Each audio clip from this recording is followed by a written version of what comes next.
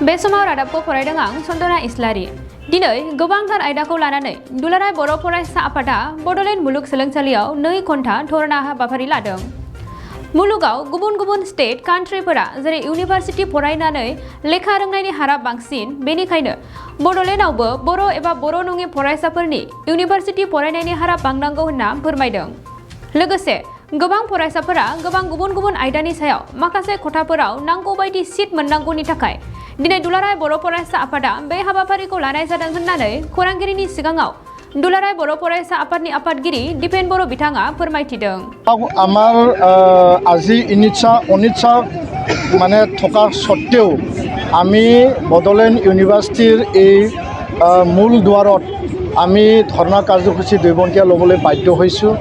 এই কাৰণে বাধ্য হৈছোঁ, ভিচি ডাঙৰীয়া আমাক বাধ্য কৰাইছে আৰু ইয়াৰ মূল কাৰণটো হ'ল যে বডোলেণ্ড ইউনিভাৰ্চিটি সুদীৰ্ঘ 30 বছৰ বড়ো আন্দোলনৰ পিছত জন্ম লাভ হোৱা, এইটো আমাৰ শ্বহীদৰ তেজৰ বিনিময়ত পোৱা এখন বিশ্ববিদ্যালয়, আগশাৰী বিশ্ববিদ্যালয় আৰু বডোলেণ্ড অঞ্চল আৰু অসমৰ নামনি অসমত এইটো আগশাৰী এখন মাত্ৰ বিশ্ববিদ্যালয়।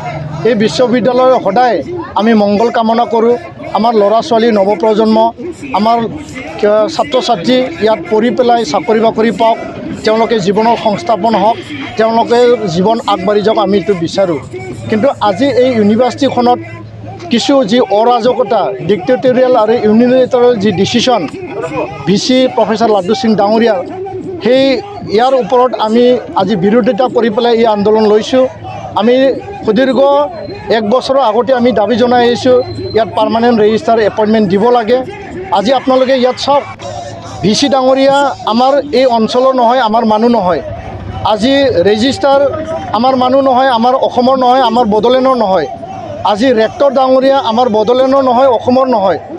আৰু এই বডোলেণ্ড বিশ্ববিদ্যালয় তেজৰ শ্বহীদৰ বিনিময়ত জন্ম লাভ হোৱাৰ পিছত আজি আগশাৰী যিবিলাক ইয়াত মানে প্ৰশাসনিক বিষয়াবিলাক আছে, সকলো বাহিৰৰ, তেওঁলোকে আমাৰ আৱেগ অনুভূতি, আমাক চেণ্টিমেণ্ট বুজি নাপায়।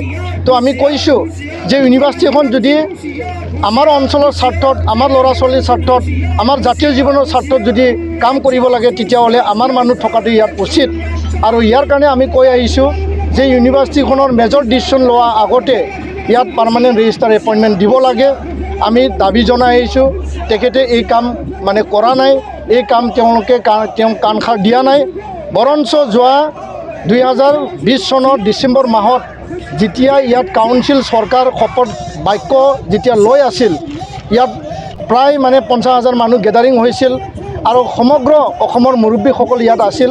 তেওঁ সেইদিনাখন ইয়াত মানে এক্সিকিউটিভ মিটিং, মানে কাউন্সিলৰ মিটিং পাতি পেলাই মানে ৰেজিষ্টাৰ এপইণ্টমেণ্টৰ প্ৰক্ৰিয়া সি যো-জা চলাইছিল। ইয়াৰ পিছত আমি দাবী জনাই আহিছোঁ যে ৰেজিষ্টাৰ এপইণ্টমেণ্ট দিব লাগে, আৰু এইটো সি কাণসাৰ দিয়া নাই। আজি তেওঁ ৰেজিষ্টাৰ নোহোৱাকৈ IC আৰু ৰেক্টৰ আৰু নিজে স্ব ইচ্ছা সি আজি ইয়াত এপইণ্টমেণ্ট প্ৰক্ৰিয়া, ইয়াত ইণ্টাৰভিউ পাতিছে। আমি দাবী জনাইছোঁ যে ইণ্টাৰভিউ আপুনি পাতিব নালাগে, কাৰণ ইয়াত প্ৰশাসনিক মুৰব্বীজন ভেকেণ্ট হৈ আছে, ICত আছে। আৰু তেওঁ এইটো নামানি পেলাই সি আমাক এটা প্ৰতিশ্ৰুতি দিলে যে মই এপইণ্টমেণ্ট যেতিয়ালৈকে পাৰ্মানেণ্ট ৰেজিষ্টাৰ নহয় এপইণ্টমেণ্ট নিদিওঁ, কিন্তু আপোনালোকে ইণ্টাৰভিউটো পাতিবলৈ দিয়ক। তো আমি মানি ল'লোঁ এই কথা। কিন্তু আজি সি আমাক নুসুধাকৈ, আমাৰ লগত আলোচনা নকৰাকৈ নিজৰ প্ৰতিশ্ৰুতি ভংগ কৰি পেলাই পুনৰ আকৌ সি মানে যিবিলাকে ইণ্টাৰভিউত আহিল, আমি বিচাৰোঁ যে যিবিলাকে ইণ্টাৰভিউত আহিছে তেওঁলোকে চাকৰি পাওক, যোগ্য ব্যক্তিয়ে চাকৰি পাওক। তেওঁলোকৰ লগত আমাৰ শত্ৰুতা নাই, তেওঁলোকৰ লগত আমাৰ আপত্তি নাই। কিন্তু অযোগ্য যিবিলাকে কোৱালিফিকেশ্যন নাই, যিবিলাকৰ কণ্ডিশ্যন আছে, যিবিলাকে ৰিকুৱাৰ্ড কোৱালিফিকেশ্যন তেওঁলোকে মিট কৰা নাই, সেইবিলাক মানুহক তেওঁ এপইণ্টমেণ্ট দিবলৈ গৈ আছে আমি গম পোৱাত। আৰু আজি এই এক্সিকিউটিভ কাউন্সিল সি মিটিং মাতিছে, য'ত আমাক নজনাকৈ আন্ধাৰত ৰাখি পেলাই, আৰু এক্সিকিউটিভ কাউন্সিলত সেই কেণ্ডিডেটবিলাকক এপ্ৰুভেল দিব। যোৱাটো ইণ্টাৰভিউত যিবিলাক কাণ্ড কাৰখানা হৈ গ'ল আমি দেখিবলৈ পাইছোঁ। ক'ৰবাত মানে মণিপুৰৰ এজন কেণ্ডিডেটক, এজন মাত্ৰ কেণ্ডিডেটক সি বহিবলৈ চান্স দিছে MBA ডিপাৰ্টমেণ্টত, কিন্তু আমাৰ লোকেল কেণ্ডিডেটক ইণ্টাৰভিউত কল কৰা স্বত্তেও, সি এটেণ্ড হোৱা স্বত্তেও তাক ইণ্টাৰভিউত বহিবলৈ সুযোগ নিদিলে। সেইবিলাক বায়াছ যি চেণ্টিমেণ্ট, বায়াছ যি ৰ'ল, আমি এইটো ধিক্কাৰ জনাইছোঁ, গৰিহণা জনাইছোঁ। আৰু ইয়াৰ কাৰণে আমি আজি দাবী জনাইছোঁ যে ইউনিভাৰ্চিটিখনত যি এটা ডিক্টেটৰ ইউনিলেটাৰেল যি প্ৰশাসন চলি আছে তাৰ কাৰণে ইয়াত ফাইনেন্স অফিচাৰো মানে আমাৰ স্থানীয় মানুহ নহয়, নিজৰ ইচ্ছামতে ফাইনেন্স অফিচাৰ সি কোনোবা মণিপুৰী মানুহ সোমাই লৈছে। যোগ্য ব্যক্তিয়ে পাওক, আমাৰ আপত্তি নাই, কিন্তু আমাৰ চেণ্টিমেণ্ট ক'ত, আমাৰ স্পেচ ক'ত, আমাৰ পাৰ্টিচিপেশ্যন ক'ত? যিখন ইউনিভাৰ্চিটি আমাৰ তেজৰ বিনিময়ত আমি পাইছোঁ, সেই ইউনিভাৰ্চিটিত যদি আমাৰ স্থান নাই, তো সেই ইউনিভাৰ্চিটিত মুৰব্বীসকল আমাক নালাগে। তো ইয়াৰ কাৰণে আমি বিচাৰিছোঁ সন্মানীয় ডক্টৰ হিমন্ত বিশ্ব শৰ্মা মুখ্যমন্ত্ৰী ইণ্টাৰভেনশ্যন, সন্মানীয় his excellency the governor of Assam Jagdish Mukhi ডাঙৰীয়াৰ আমি ইণ্টাৰভেনশ্যন বিচাৰিছোঁ।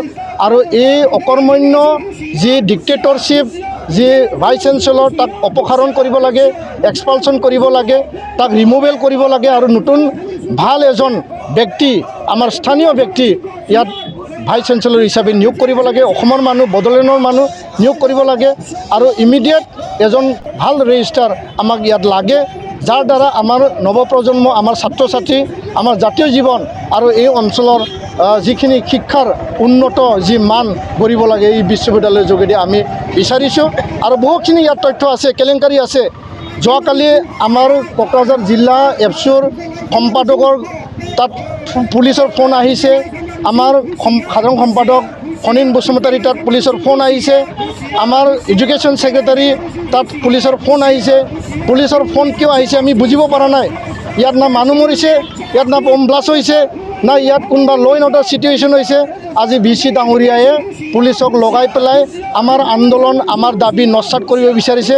আৰু প্ৰশাসনিক মই পুলিচ প্ৰশাসনক মই আহ্বান জনাব বিচাৰিছোঁ, আপোনালোকে এই ছাত্ৰ ছাত্ৰীৰ ভৱিষ্যত, শিক্ষাৰ ভৱিষ্যত, জাতীয় জীৱনৰ ভৱিষ্যতত আপোনালোকে ইয়াত নোসোমায়ে ভাল। কাৰণ ইয়াত কোনো ল' এণ্ড অৰ্ডাৰ হোৱা নাই, মানুহ মৰা নাই, গুলী বাৰুদ, বম বাৰুদ ইয়াতে হোৱা নাই। আমাৰ ন্যায্য দাবী, গণতান্ত্ৰিক দাবী, সংবিধানৰ দেশৰ গণতান্ত্ৰিক অধিকাৰ আমি সাব্যস্ত কৰিছোঁ। আৰু ইউনিভাৰ্চিটি মেটাৰ আপোনালোকে ইউনিভাৰ্চিটিৰ লগত, আমাৰ ছাত্ৰ সংগঠনৰ লগত এৰি দিয়ক। ইয়াত মানে কোনো পুলিচৰ দাদাগিৰি, পুলিচৰ এনেকুৱা আহ্বান, পুলিচৰ কোনো পুলিচ ৰাজ ইয়াত নচলিব। কাৰণ 1-2 লাখ মানুহ লৈ পেলাই আমি আন্দোলন কৰিলোঁ, ৰাজপথ ঘেৰাও কৰিলোঁ, ৰেলপথ ঘেৰাও কৰিলোঁ, তাৰপিছতো আমি পুলিচৰ এনেকুৱা শুনিবলৈ পোৱা নাছিলোঁ।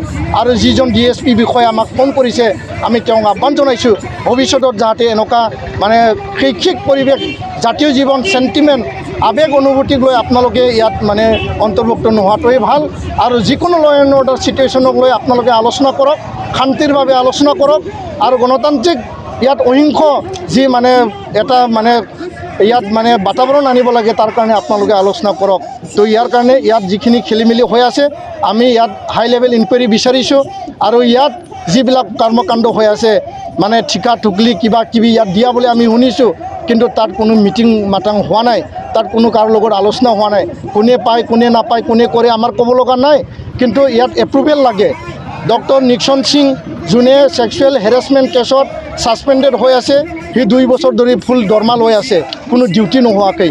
এইবিলাক যিবিলাক মানে ইনক্ৰিমেণ্ট, প্ৰমোশ্যন দিব লাগে, যোৱাবাৰ মানে পৰীক্ষাত তেওঁলোকে মানে ৰিজাল্ট সময়মতে দিব পৰা নাই, মাৰ্কশ্বিট দিব পৰা নাই, গ্ৰেডশ্বিট দিব পৰা নাই। আমাৰ মানে ল'ৰা ছোৱালী, আমাৰ ভাইটি ভণ্টিসকল উচ্চ পৰ্যায়ত মানে PG লেভেলত দিল্লী ইউনিভাৰ্চিটি, আদাৰ ইউনিভাৰ্চিটিবিলাকত এডমিশ্যন মানে তেওঁলোকে ছিলেকশ্যন হোৱা স্বত্তেও তেওঁলোকে বঞ্চিত হ'ব লগা হৈছে। আমাৰ দুখ লাগিছে, আমাৰ মনে কান্দিছে। তো এনেকুৱা এটা অৰাজক পৰিৱেশত আমি এই ইউনিভাৰ্চিটিক এৰি দিব নোৱাৰোঁ। ইউনিভাৰ্চিটিখন আমাৰ, আমি ইউনিভাৰ্চিটিৰ কাৰণে জান প্ৰাণ দিম, কিন্তু তেনেকুৱা VC, তেনেকুৱা মুৰব্বীসকলক লৈ পেলাই আমি ইউনিভাৰ্চিটি চলোৱাটো আমি বিচৰা নাই। ইয়াৰ কাৰণে আমি এইটো প্ৰতিবাদ সাব্যস্ত কৰিছোঁ। ধন্যবাদ।